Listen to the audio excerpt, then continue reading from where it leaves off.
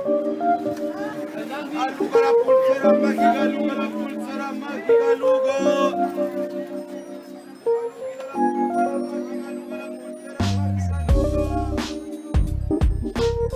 Hola a todos y a todas, espero que estén muy bien. Estamos en un nuevo capítulo de Urbanamente Hablando. Soy Víctor Alegría y estoy junto a mi amigo Daniel Mesa. Hola a todos, ¿qué tal? Bueno, y hoy tenemos un episodio bastante especial, un episodio que estábamos esperando bastante con Víctor.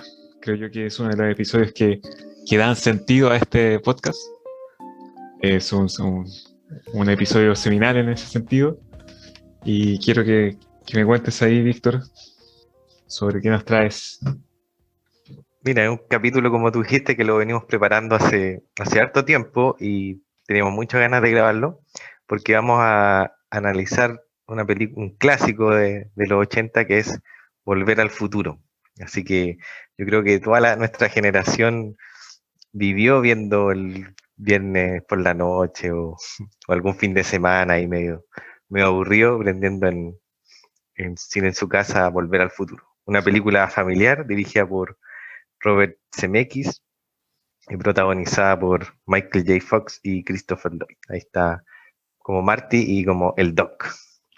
Si no la ha visto, ponga el 7 y quédese, no sé, por una semana viendo el 7, seguro que va a pasar Volver al Futuro una vez más.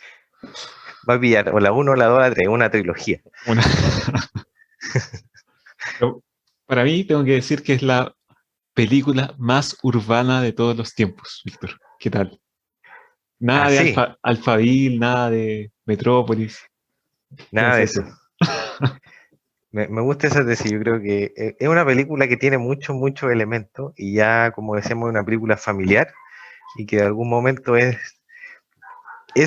no sé si la historia, pero la vida en el suburbio, en muchos aspectos. Del suburbio para una familia que me la imagino viéndola en la tarde en el suburbio, viendo Volver al Futuro, una especie de meta película, meta urbanismo. Claro, llega Marty con el VHS, familia, y todos se juntan a ver la película. Exacto. A ver, bueno, ¿qué reflexiones te nacen, Daniel, así como primera hipótesis? Yo pienso que la película, bueno, la película en general refleja, tiene como principal protagonista no a este joven villaracho de la clase media que es Marty McFly, sino que el principal protagonista de la película es la ciudad. La ciudad que en este caso es Hill Valley, que es un oxímoron entre el valle y la colina. Un juego de palabras que en el fondo ocupan ellos para crear esta ciudad, una ciudad tipo, una ciudad cualquiera, ciudad suburbana el oeste de Estados Unidos. Y en ese sentido, bueno, refleja muy fielmente este modelo suburbano que es propio de la clase media norteamericana y esta lucha de el joven suburbano que en el fondo crece en ese ambiente, por en el fondo salir o mantener a su familia, a su clase dentro del espacio social. Y creo yo que tiene varios puntos de inflexión que son muy importantes. El principal, creo yo, es el combo que eh, le da George McFly a Milton Friedman. ¿Tuviste esa escena, Víctor? Sí. Es una escena clave en varios aspectos. Uno, porque obviamente da vuelta a la historia en el sentido, no da vuelta, pero modifica porque hace que en el fondo esta clase media, como tú la estás retratando en George McFly, el papá de Marty, que está como un poco siempre para embarrar al principio de la película, lo explota quien fuera otrora su matón de curso, que vamos a llamarlo en el Tannen, ¿no es cierto? Que vamos a llamarlo, tú lo estás llamando Friedman, alguien que especula, que explota a los otros, y ahí le pega el combo y cambia el futuro. Y el suburbio del futuro al que vuelve Marty es distinto, es donde esta clase media de algún modo triunfó sobre este otro modo de, de producir o de, por así decir, de enfrentar los negocios, el mercado, etcétera. Y sí, es un momento crucial y que incluso tiene que volver a ese punto, después, metiendo un poco la película, va a volver a ese punto Marty al 1985 a robar el almanaque, para que se acuerden los auditores que en la 2 se trata de poder recuperar el almanaque para salvar el futuro distópico, pero bueno, ahí no me quiero meter todavía, pero es una escena que tiene, que en ese combo está concentrada como toda la película, todos los cambios, los posibles futuros, los posibles suburbios que pueden convertirse en nuevos Hill Valley. Sí, sí. Bueno, de hecho, y creo yo que el principal punto de inflexión debe ser que en 1985, el comienzo de la película, 1985, el vecindario se ve bastante mal o se ve un poco más oscuro. No sé si destacan tanto eso, pero se ve como más oscuro, se ve atrás la antena ahí de comunicaciones que tiene en la casa de Marty McFly. Eh, Detrás de la casa tiene una serie de cosas y en el fondo está el jefe que es Tannen, que es un tipo que no hace nada, que en el fondo depende de su subalterno, que es George McFly, y que realmente hace la pega y que se ve constantemente ahí abusado por este jefe, que más encima llega a la casa y le mira a la mujer, le hace tirar el auto, todas las cosas en el fondo malas, y él revierte esa situación con este cambio, al generar este cambio del golpe de George McFly a Tannen.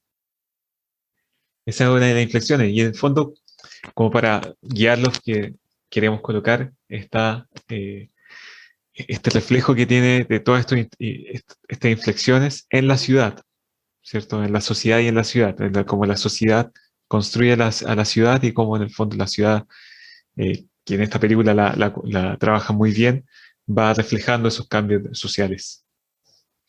Exacto.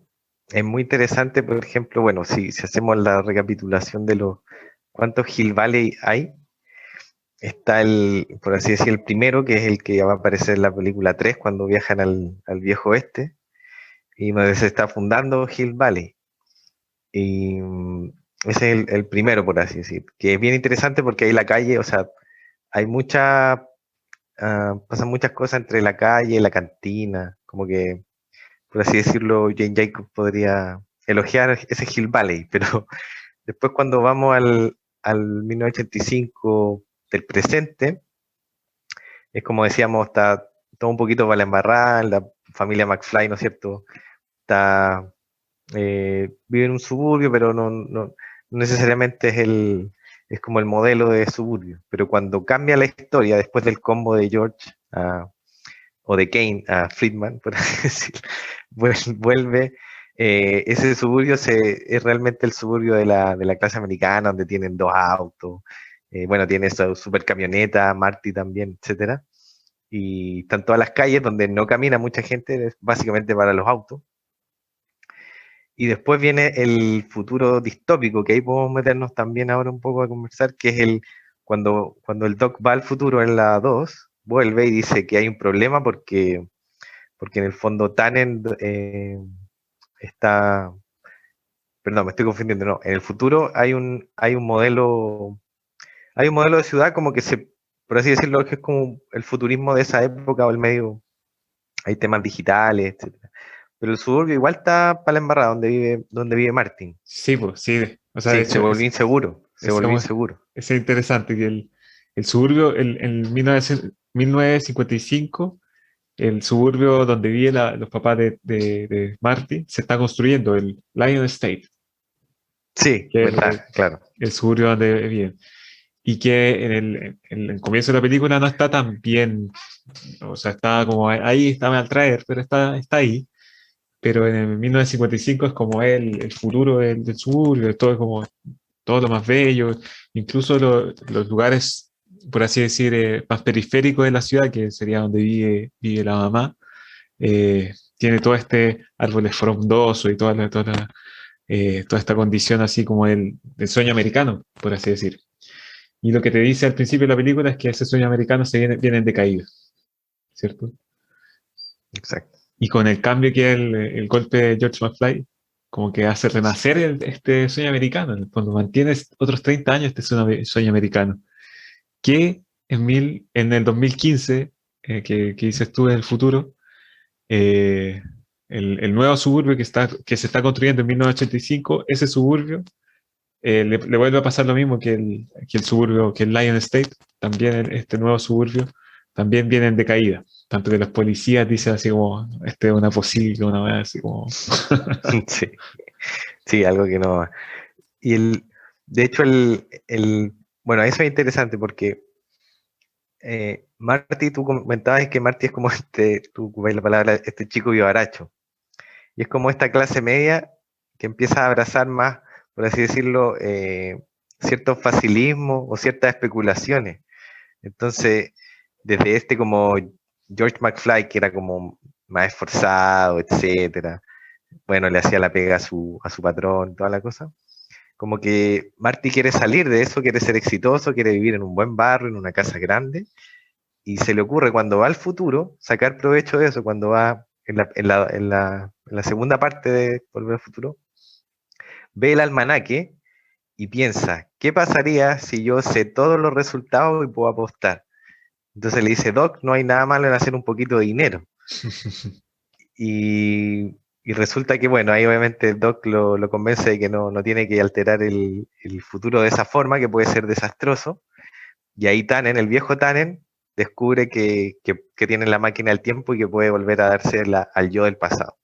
Y ahí se genera como otro gran punto de inflexión, que es la distopía total del 2015, donde ya Kill Valley es muy malo. De hecho, es un barrio que, obviamente, como está el tema racista, donde ahora viven negros, no Claro. vive Marty, En no vive la familia 1985 Marty.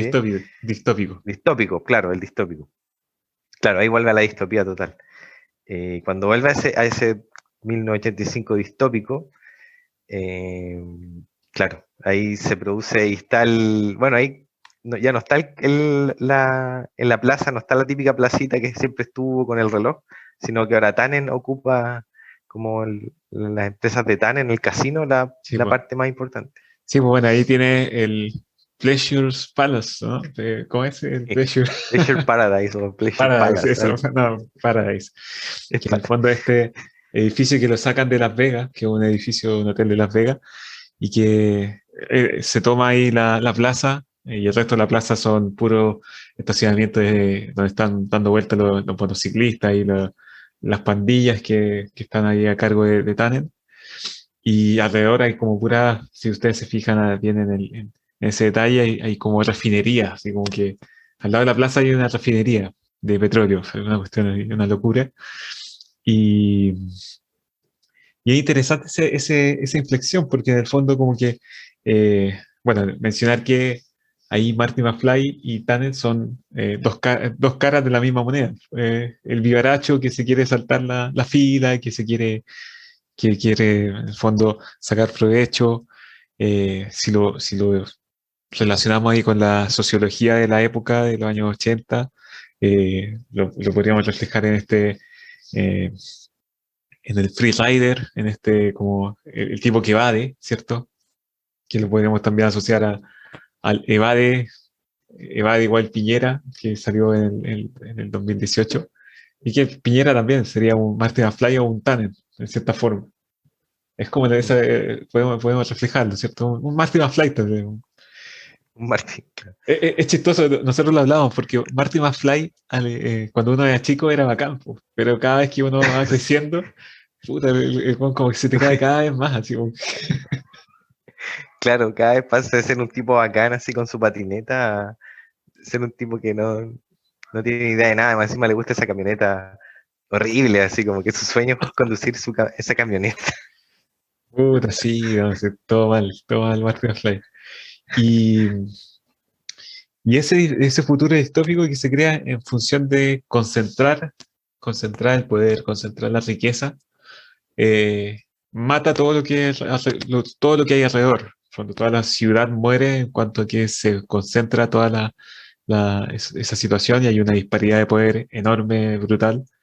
En cierta forma, el tema de la desigualdad, pero llevado al máximo, como la distopía del neoliberalismo tal vez, en cuanto a que alguien concentre todo el poder en un solo punto de la ciudad y todo el resto muere, las escuelas se quemaron, el barrio está para la cagada, hay delincuencia y todo el tema. Entonces, bien interesante, también refleja un poco ese tema tal vez en los estudios de, qué sé yo, de gentrificación o lo mismo que tú decías de que en el resto del barrio hay negros en la casa de Martin McFly, como que tratan de llevar o expresar ese tema, manifestar ese tema del decaimiento de la ciudad en general. Igual decir que para mí no hay ningún problema que haya un negro en la casa de Martin McFly, pero en el fondo No, ellos lo expresan de esa manera.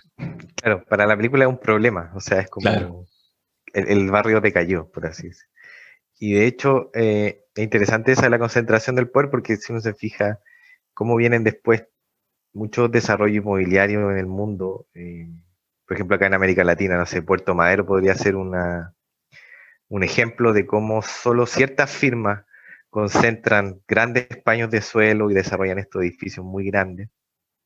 Y al final la vida urbana es muy poca en esos lugares, o sea, tienen todo un tema de diseño medioambiental, les tratan de meter programas, etcétera, pero tú cuando vas a todo este tipo de barrios, que hay muchos como barrios pensados derechamente para solamente desarrollarlo con fines más inmobiliarios, comerciales, son muy muertos. Y un poco eso es lo que pasa cuando están ¿no es cierto? Se hace el suelo que hay ahí en la plaza, hace su edificio, etcétera, y como que la vida urbana ya murió. Y un poco caricaturesca la anterior también, que es cuando vuelve, por así decir, eh, bueno, la que siempre ha estado en 1985 con la placita, etcétera, es como muy el New Urbanism, como el nuevo urbanismo, así como que Andrés Duani estaría muy feliz porque tenemos unas casitas compactas, sí, unos edificios como semi-históricos, muy postmodernistas, claro. y ya está. Y después viene el suburbio, las casas, un poco, da lo mismo que nos comamos miles de hectáreas en pasto y casas de poca densidad, pero tenemos como un centro histórico caminable, por así decirlo. Es Y verdad. que, Bueno, de hecho, ahí, disculpa, Víctor, te quería comentar que cuando hablaste de Jane Jacobs, aparece Jane Jacobs en la película. ¿aparece? Aparece cuando está Marty con Jennifer besándose y ella está pidiendo plata para salvar la torre y el reloj. Como que todo ese ánimo de salvar ahí el patrimonio, qué sé yo, un poco también caricaturesco, pero en el fondo para decir que todos esos elementos igual están en la película, todos los elementos que se estaban trabajando en esa época en temas de geografía, sociología urbana y todo ese movimiento ahí. Súper interesante porque, claro, es toda la época también, poco antes tuvo Kevin Lynch con el tema de los hitos urbanos, como que se empezaron a planificar también la ciudad para tener cierta imagen reconocible. Y es súper interesante que sale como la vieja loca, claro, y James Jacob en el fondo siempre ha sido como un poco la vieja loca para los planificadores también, sobre todo de esa época, así que está Claro, hablando, sí, lo que tenemos que hacer es regular el suelo de esta manera, muy monofuncional, etcétera. Y, y ahí, bueno, ahí podemos pasar de repente a analizar, yo creo que, dime, no, es que como, el centro, un solo comentario sobre el centro que es interesante igual el tema de los negocios que están alrededor del centro, que al principio en 1955 era pues, la cafetería, todo un lugar ahí de encuentro, donde mucho movimiento, de hecho ahí la mamá se va a comprar un vestido y todo el tema, todo sucedía en ese centro, y en 1985 ya hay una escena donde el auto da una vuelta, un giro, y aparece detrás, donde había un cine en 1955, ahora hay una iglesia pentecostal, ahí dice algo de God no sé cuánto, una cosa así, y al lado un letrero donde decía, no sé, anunciando ahí una película de cine porno, o sea, como que sí, la decadencia del sí, centro. está esa decadencia de los 80 y los 90, como claro, todas las familias tratando de salir del centro, que era más inseguro, más denso, etcétera. Está Es el interesante vagabundo, que ellos, claro, y está el vagabundo, él lo recibe, y choca así como con ese cine, cine así como de tercera clase. claro, Es interesante que ellos envisionan de alguna manera, cuando van al 2015, y están los autos voladores y todo, pero el centro no es un centro decadente, es un centro como revitalizado. verdad. Como que se adelantan un poco a la vuelta a la ciudad y de hecho la plaza es una especie como de landscape así, como este paisaje medio, una laguna Un media poquito artificial. Disney, como dicen Un de poco Disney Disney, Pictures. totalmente, porque siempre está la mentalidad, yo Un creo, poquito harto. del nuevo urbanismo, claro, están los logos, ahí está Texaco, creo, hay una... Sí, una Sí, Texaco grande. Y bueno, sí, bien temático en cuanto que está su café de los años 80, ¿no? Café 80 ahí. claro, claro. Y como que cada una de sus partes tiene su tema. Y al centro ahí el edificio de la Torre del Reloj, que también tiene todo un tratamiento con vidrio medio futurista, una cuestión medio Sí, futurista para esos años, igual. sí. Un- Bueno, y de alguna manera hemos estado revisando estos como hitos, o esta plaza, este lugar, este centro que va cambiando a lo largo de la película. Pero yo también quería plantear que hay otro, hay otro objeto que puede pasar más desapercibido, pero que es más importante en la película, incluso es para la película esta mismo plaza o centro. Yo creo que de algún modo también podríamos, otra tesis es que la película es una oda al automóvil o una oda al auto privado completamente, porque yo iba anotando todas las partes cruciales donde aparece bueno, de partida la máquina del tiempo es un auto, es un DeLorean, claro, ¿no es cierto? Y corre su primera viaje en el tiempo en el mall, que es el centro comercial pensado para el auto. Después, después ¿cómo se conocen el papá de Marty, ¿no es cierto? George con su mamá, es porque lo atropellan. Entonces, cuando una de las primeras escenas le dicen, oye mamá, ¿cómo te conocieron? No, tu papá lo atropellaron en la calle. Y incluso le preguntan, ¿qué hacías en la calle? Así como que ser un peatón fuera una cosa muy extraña, porque en la película no está concebida que los peatones caminen por la calle, sino que anden los autos solamente. una locura. Una locura. Bueno, obviamente Martin al final es el que lo atropellan y tiene que volver a ver el curso de la historia. Pero después, cuando Martin trata de que su papá conquiste a su mamá de alguna forma, él la va a llevar a la fiesta del colegio y van en auto y dice, mira, yo voy a estar en el auto, en el estacionamiento y voy a tratar de tocar al fondo a mi mamá y tú vas a llegar y me vas a pegar un combo. Bueno, lo que pasa, todos sabemos que llega Tannen entre medio, etcétera, y George termina pegándole a Tannen, pero pasa ahí también en un auto, en un estacionamiento. Entonces, si uno va sumando, siempre todos los momentos de quiebre o importantes hay un auto de por medio. Mm.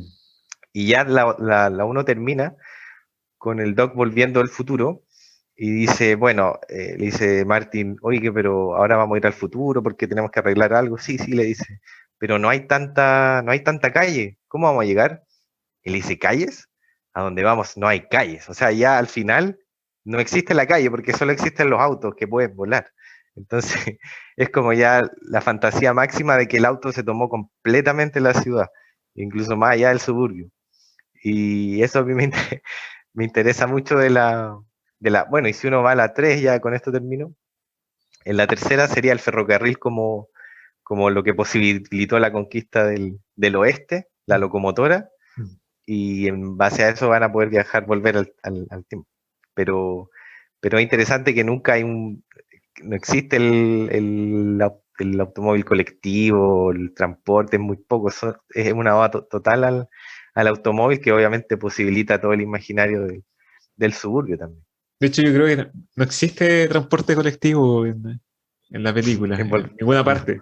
De hecho, eh, si tú te fijáis, al principio de la película, Marty prefiere salir a mediados de la tarde, a mediodía de la escuela y llegar cuando se está oscureciendo a la casa y va tomándose los autos, el free rider va agarrándose los autos uno tras otro hasta llegar a su casa en la noche, ya, así ya, entrada la noche, como para que se den cuenta de que como la distancia y no hay transporte colectivo, no hay alguna otra forma y prefiere llegar ahí de esa manera a su casa. En su patineta. En su patineta, claro, y la patineta ahí es una cuestión ahí que algo que le permite un dispositivo que mantiene la misma lógica del auto, pero claro, sin motor. Pero es Bueno, algo individual. exacto. Y de hecho, ¿cómo se llama el amigo que lo reta al final de la película, o sea, al final de la trilogía? Needles. Está en Needles en su camioneta. Y al final, Marty obtiene su super 4x4 gigante, negra, para andar en esas calles donde casi no aparece gente caminando. Creo que aparece una pareja al final de la escena. Y es interesante porque ellos paran el semáforo, pero no hay nadie que cruce en el semáforo, no hay nadie que camine por esos lugares. Es totalmente dominado por el auto. Y claro, al final él decide que no va a correr la carrera porque ya deja de importarle el que le llamen gallina.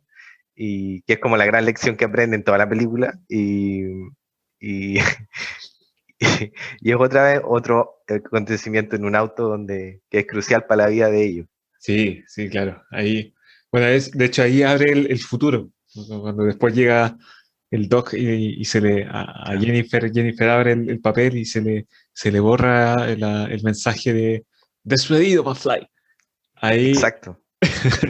ahí el Doc le dice, el futuro está abierto, una cuestión así como el destino, ahí todos tienen su oportunidad, qué sé yo. Que en el fondo ahí ellos lograban pasar sus pruebas para armar su futuro. Es Sí, interesante, te iba a decir, el tema del auto, en cuanto que es un objeto que te permite desplazar por el espacio y te abre el espacio al ser humano, y en la película ahí le dan le dotan ese auto para que también te permita viajar en el tiempo, en el fondo, es como es la máquina, no sé, es la máquina de Dios y te permite viajar por el tiempo y el espacio. sí, sí, es súper interesante esa obsesión. De hecho, cada vez que le arruinan a Tannen su auto, se lo llenan de excremento, cuando es como que ahí lo mancillan, así como ya. Estiércol. Estiércol, odio el estiércol.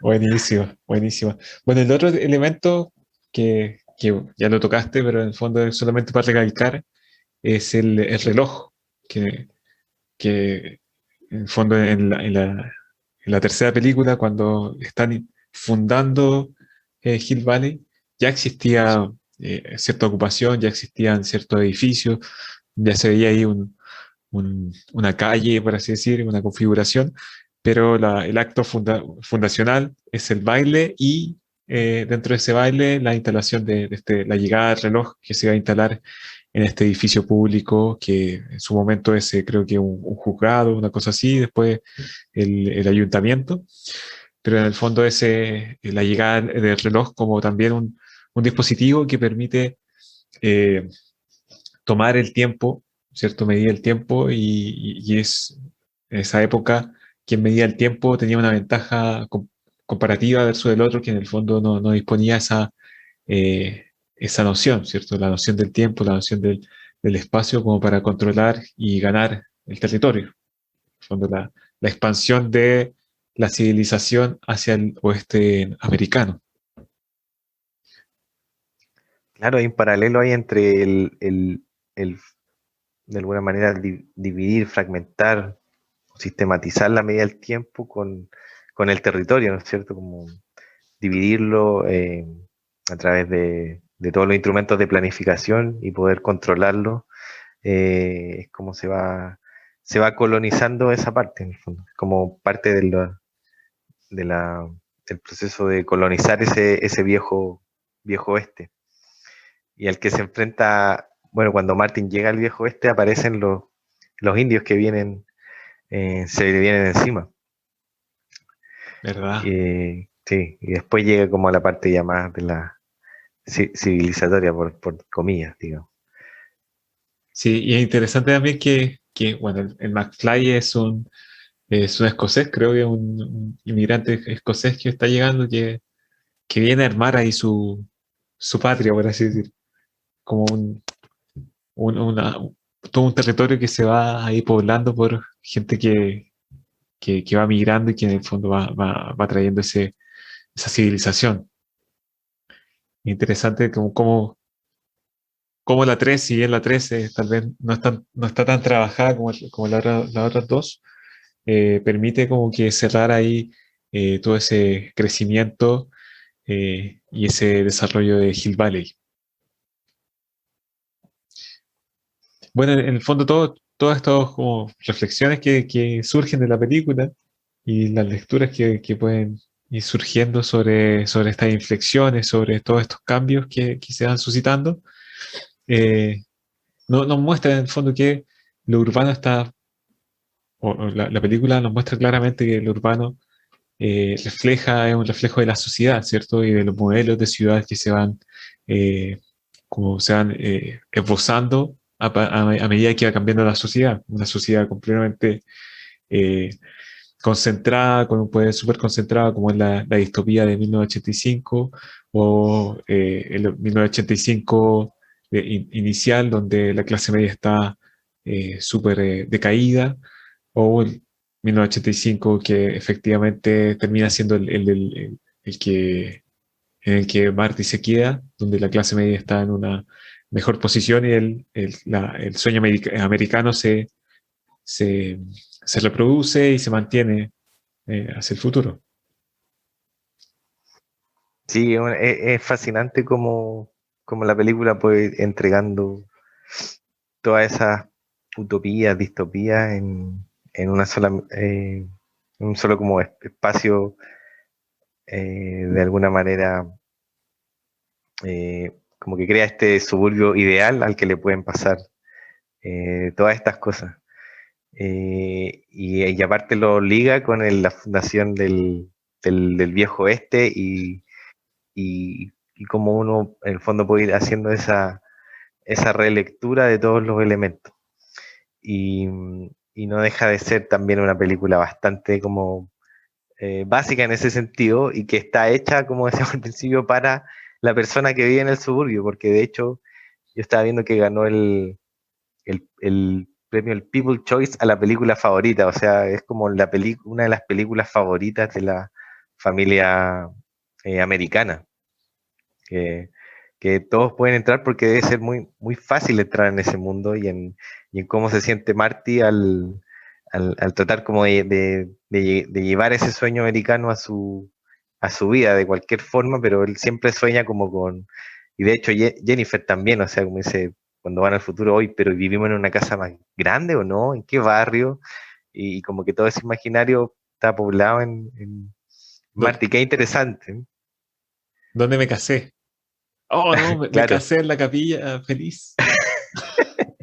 terminan Porque, claro, casando en la casa, claro, claro, no, es es una película que esperamos haber abierto canales de reflexión y para ir mirando quizás también otras películas, que yo creo que algo que nos motiva también a seguir dando el podcast es que podemos dar esta clase de lecturas a otras películas o libros, etcétera. sí, yo tal vez aventurándome en una reflexión que no la había pensado tanto, pero la voy a aprovechar de lanzar, es que en cierta forma Marty y el Doc son planificadores urbanos, en cuanto que ellos intervienen en estos momentos de inflexión y cambian completamente la realidad de la sociedad y por tanto del Hill Valley, tanto en 1985 como 1955. Ellos van manejando y si esto ocurre en tal punto, claro, ellos lo reflejan en cuanto a que son intervenciones sobre los personajes, sobre la vida de los personajes, pero en el fondo eh, los personajes son un reflejo de lo que es la ciudad. Eh, es una analogía, o sea, en el fondo sería muy fome la película si es que se ponen no, vamos a bajar la densidad en este sector. No son planificadores en ese sentido, sino que son planificadores sobre lo que va a suceder en el futuro, porque ellos tienen la posibilidad de ver ese futuro y ese presente. Claro, y tiene la posibilidad de incidir en esos micro sucesos que van a tener un impacto. O sea, cuando volviendo a lo que tú decías, cuando George le pega a Tannen, en fondo empodera a la clase media. Y obviamente volviendo al auto, Tannen termina limpiando el auto de esa clase media, si eso es lo que finalmente pasa. Y cuando no ocurre eso, cuando el almanaque cae en malas manos, lo que emerge es este capitalismo hiperconcentrado, ¿no es cierto? Esta ciudad neoliberal donde solo unos pocos pueden desarrollar el suelo y eh, tienen acceso a todo esto, estos paños, etcétera, y van cambiando de esa manera la imagen se pierde como el grano, todo lo que eh, es súper interesante verlo de esa planificación y que tampoco tiene algo tan descabellado en el sentido de que, no sé, pues hay muchas teorías de la complejidad o resiliencia que se enfocan como más en micro prácticas o micro sucesos que van emergiendo, van produciendo resultados a gran escala, pero que ocurren en estos micro. Entonces, es como súper interesante plantear lo que tú decís, Daniel, como estos planificadores de lo micro, así como ir al micro suceso y ver después qué pasa, como el efecto mariposa. Claro, claro. Y el otro tema es que en el fondo ellos se posicionan o ellos tienen la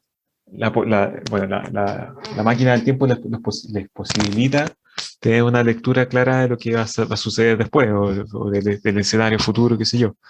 Pero también a los que trabajamos en esta cuestión nos invita también a poder imaginarse esa visión de futuro más allá de que nosotros, por así decir, proyectemos ciertos datos, proyectemos ciertas tendencias. En el fondo, nos invita a tal vez imaginarnos qué hubiese sido, por ejemplo, si es que no sucede el golpe. ¿Qué pasaría con Santiago si es que no sucede el golpe? Y como que imaginarse esa ucronía, que es ese lugar que no existió porque en el fondo una serie de sucesos no tuvieron lugar. Y qué cosas podríamos nosotros intervenir para hacer dialogar esa ucronía, ese futuro alterno el presente que estamos viviendo. Como que podríamos ahí suturar o intervenir en ese sentido. Como recuperando un poco ciertos proyectos o rescatar algunas cosas de ciertos proyectos que hubo en el pasado o que en el fondo no llegaron a concretarse como tal. Una reflexión ahí que... Sí, da para seguir pensando. Da para seguir pensando. Ahora, quizá la pregunta más importante es, ¿en qué lugar estamos nosotros? ¿En qué futuro, en qué 2021 estamos nosotros? ¿En el de la distopía? Estamos más cercanos al de la distopía, parece.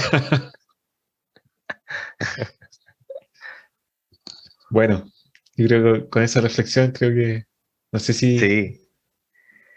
Sí, yo creo que con eso ya vamos dando por terminada la charla, la conversación de hoy. Ha sido un gusto tener este capítulo, por fin. Sí, creo que lo disfruté mucho y los vamos dejando invitados para los próximos capítulos.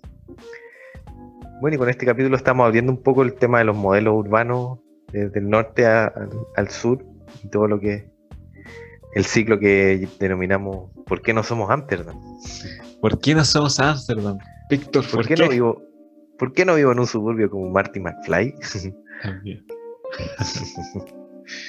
Bueno, los dejamos entonces invitados al próximo capítulo donde vamos a continuar profundizando el tema de los modelos urbanos y el tema del por qué no somos Ámsterdam. Eso. Chao, chao. Chao, chao. Nos vemos.